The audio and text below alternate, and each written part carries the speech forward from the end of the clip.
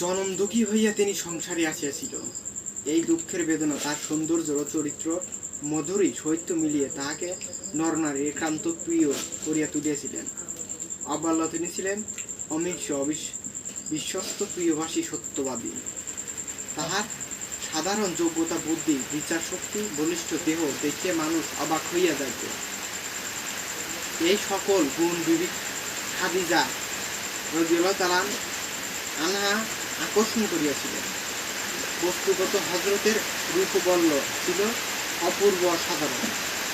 মক্কা হইতে হিজরতের পর এক পরিবৃত দম্পতির কুটির তিনি আশ্রয় নেন। রাহি পথিকের সেবা করাই ছিল তাহার ভৃত।